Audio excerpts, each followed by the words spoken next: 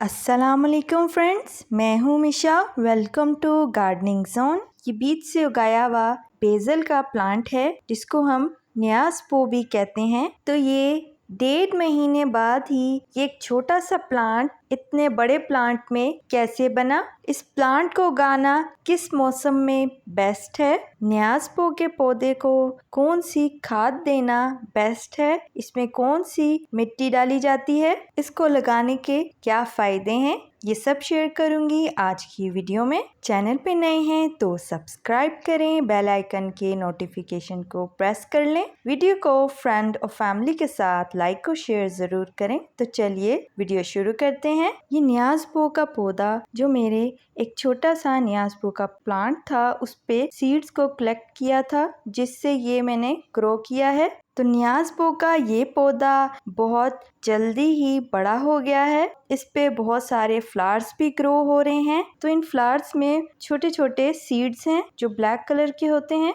तो अब फ्लावर अभी इसके बिल्कुल फ्रेश हैं, सीड्स को भी हम कलेक्ट नहीं करेंगे। बेसल प्लांट के सीड्स को तभी कलेक्ट करना है जब इसके फ्लावर्स ऊपर से सूख जाएंगे, तब हम इनको हार्वेस्ट कर सकते हैं। न्याज़ पो का पौधा बहुत बुशी होता जा रहा है तो इसको आप कटिंग से भी ग्रो कर सकते हैं। बेसल, न्याज़ पो, तुखमलंगा के प्लांट को फुली ऑर्गेनिक तरीके से उगाया है। तो ये है न्याज़ पो के सीड्स जो तुखमलंगा भी कहलाते हैं। इनको पानी में डालेंगे तो ये फूल जाएंगे, बिल्कुल एक आइस बन जाएंगी जिनको आप शरबत में भी इस्तेमाल करते हैं। तो ये वही तुखमलंगा है। तो सीड से इसको ग्रो करने के लिए आपको चाहिए कुछ सॉइल, मिट्टी इसके लिए बिल्कुल ऑर्गेनिक बनाएंगे। अब लेंगे गार्डन सॉइल। गार्डन सॉइल 50% लेनी है। ये वही मिट्टी है जो गार्डन और प्लॉट्स में होती है।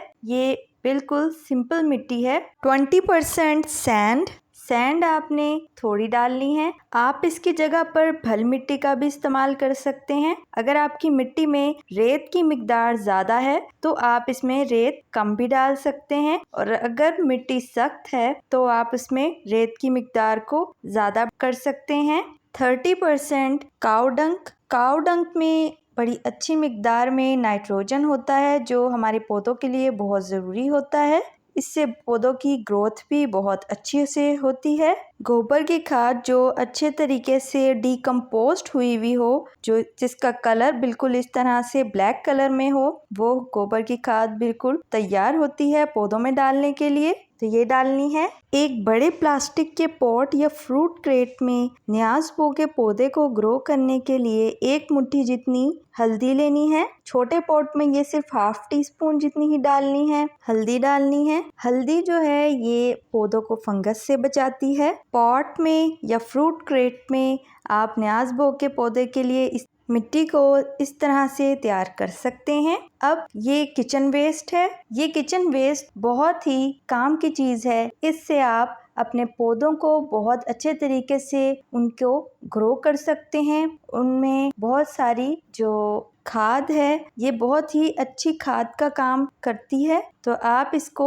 डिकम्पोस्ट करके भी इस्तेमाल कर सकते हैं, और अगर डिकम्पोस्ट नहीं करना तो इस तरह से छिलकों को बारीक काट कर भी इस तरीके से केले के छिलकों को बारीक काट सकते हैं। ये बहुत ही अच्छा, केले के छिलकों में NPK खाद होती है जो हमारे पौधों को बहुत अच्छे से ग्रो करती है उनमें। तो केले के छिलकों को मैं इस तरीके से बारीक कट कर लूंगी। इस तरह से बारीक कटी हुई ये अच्छे से डिकम्पोस्ट भी हो जाएगी। तो आप इसको मिट्टी में पॉट के अंदर ही सुराख कर लें, उसको थोड़ा सा मिट्टी को हटाकर उसमें ये डाल सकते हैं। अब अंडे के छिलका लेंगे, इसको भी इस तरीके से इसका पाउडर बनाकर या इस तरीके से इसको तोड़कर डाल सकते हैं। इसमें कुछ आलू के छिलके भी हैं, और रोज के जो हमारे किचन से बचने वाले छिलके वो आप हफ्ते में 1 दफा या 15 दिन में 1 दफा इन छिलकों को आप अपने पॉट के, जो हमारा न्याज़ पो का पौधा है उसके पॉट में डाल सकते हैं। छिलकों को आप डाल दें, उसके बाद उस पे दोबारा से थोड़ी सी मिट्टी डाल दें, खुद ब खुद ही